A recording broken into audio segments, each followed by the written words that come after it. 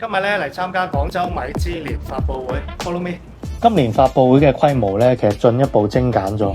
嗱，榜單放喺最後啦，點個讚，開波。8年前，米其林指南首次來到廣州，開啟了與這座城市的美味之約。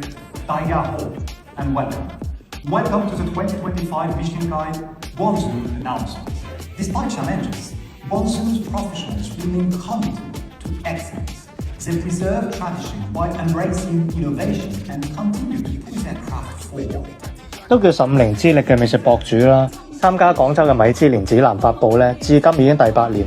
今年嘅榜單咧，一共收錄咗122間餐廳啦，其中3間米二、11間米一、45間必比登啦，同埋46間入選餐廳。分享下我嘅睇法啦。如寶軒江同太安門咧，廣州嘅2星依然係冇變啦。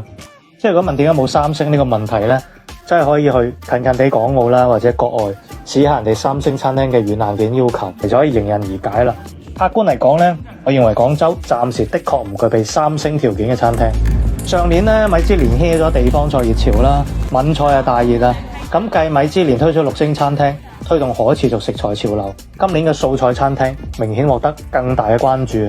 好似由年輕主廚帶領啦，提供時令蔬菜套餐嘅谷園啦，以及具有創意嘅素食餐廳知足植物廚房啦，可以睇出講究時令鮮蔬、崇尚可持續發展嘅素食餐廳咧，正為廣州美食注入清新之風。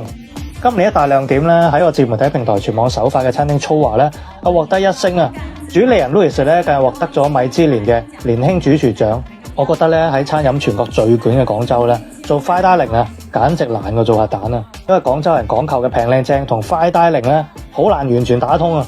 我見證我開業至今咧，面對過嘅困難啦，差啲都想唔到啊！出品又不斷提升啦，從上屆入選到最終達成心願摘星，真係感動到想哭啊！首先要太感謝我老闆，就把粗華帶到廣州，那讓廣州可以有更多的不一樣的風格存在。然後我很感謝我的團隊，包括我的副主廚，我整個餐廳的所有的人，沒有他們這些的堅持，餐廳不會有今天。對，所以所有的榮譽都是歸於團隊。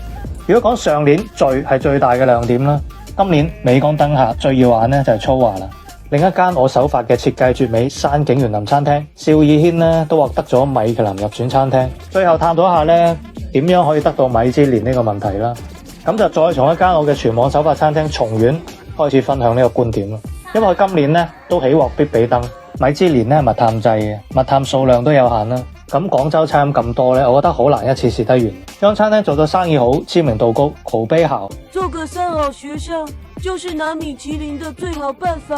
因為我都作為為數唔多咧，同全球總監溝通過嘅美食博主啦，可以好明確咁講，米芝蓮咧好希望做一本當地人認可嘅指南出嚟嘅。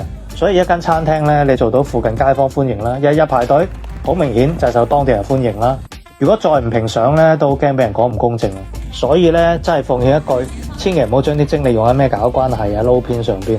特別嗰啲咩俾錢買嗰啲咧，都係假嘅。以及所有媒體人咧，都唔可能係密探。廣州餐飲唔會輸，一齊加油，一切順利。